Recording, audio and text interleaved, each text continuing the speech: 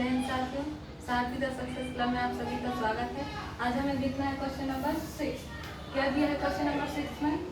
व्याख्या कीजिए कि 7 × 11 × 13 + 13 और 7 × 6 × 5 × 4 × 3 × 2 × 1 + 5 भाज्य संख्याएं क्यों हैं। यानी कि ये भाज्य संख्या है, हमने हमें पहले से बता दिया है, अब हमें बताना है कि क्यों है।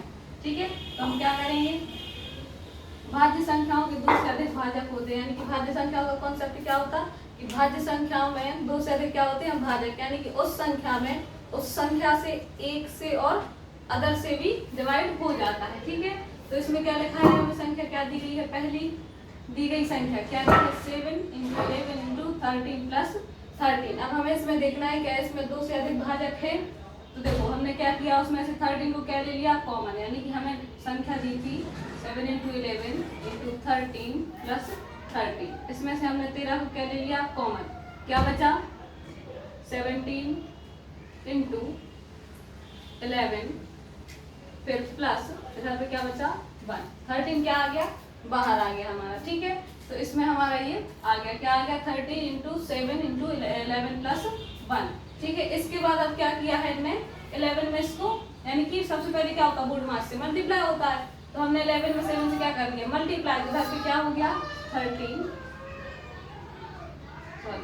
नहीं है, इधर पे क्या है, 7 है। ठीक है, तो 11 7 जा 77 + 1। ठीक है, इतना सॉल्व हो गया। अब इसके बाद क्या होता है, ब्रैकेट सॉल्व। तो उसके बाद क्या करेंगे हम, 13 × ब्रैकेट में क्या लिखा है, 77 + 1, तो कितना हो जाएगा, 78। तो हमारा ये क्या आ गया, 13 × 78। अब 78 को कैसे डिवाइड कर सकते हैं, देखो इसको इस तरह से लिख सकते हैं हम, 13 × 6, यानी कि 13 6 जा 78। अब इसमें देखो जरा कि भाजक कितने हैं, एक 13 हो गया, एक ही संख्या है तो इसको एक बार गिनेंगे। दूसरा हो गया 6, यानी कि 2 हो गए, और एक 1 हमेशा सबके साथ चलता है तो 1 को गिनते नहीं है। तो यानी कि इसमें एक से अधिक भाजक है, यानी कि 2 भाजक है इसमें। तो हम क्या बोल देंगे कि इस प्रकार इस संख्या के 2 से अधिक भाजक 1, 6 और 13 और ये संख्या है, इसलिए यह एक भाज्य संख्या है। यानी कि इसके 2 से अधिक क्या हुआ है, भाजक हुआ है, इसलिए यह क्या है, एक भाज्य संख्या है। ऐसी हमें सेकंड संख्या क्या दी थी, दूसरी संख्या क्या दी थी, 7 से 1 तक ने सारे नंबर्स का क्या कर दिया, मल्टीप्लाई +5। अब +5 किया है और दोनों में 5 है तो हमने 5 क्या ले लिया, इन दोनों में से कॉमन। तो यहाँ पे जहाँ 5 होगा वहाँ क्या बच जाएगा, 1, और यहाँ पे भी क्या बच जाएगा, 1। तो इधर पे भी 1 आ गया और इधर पे भी 1। ठीक है, अब इन संख्याओं को आप क्या करेंगे, मल्टीप्लाई। इन संख्या को जब मल्टीप्लाई करेंगे तो कितना आ जाएगा, 1008 और ये +1।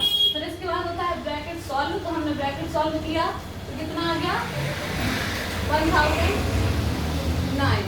ठीक है, फिर इसके बाद 1009 का 5 में मल्टीप्लाई करेंगे इसके।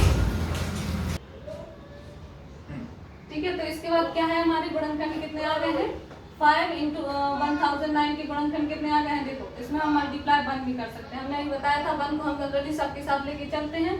तो 1 के अलावा यदि 2 और भाजक हैं तो वो क्या कहलाएगी, हमारी भाजक संख्या। तो इसमें देखो जरा 1 के अलावा भी 2 क्या है, हमारे भाजक, तो ये भी क्या होगी, एक भाज्य संख्या। यानी कि इस प्रकार इस संख्या के 2 से अधिक भाजक, यानी कि 1, 5, 1009 और ये संख्या है, इसलिए यह एक भाज्य संख्या होगी।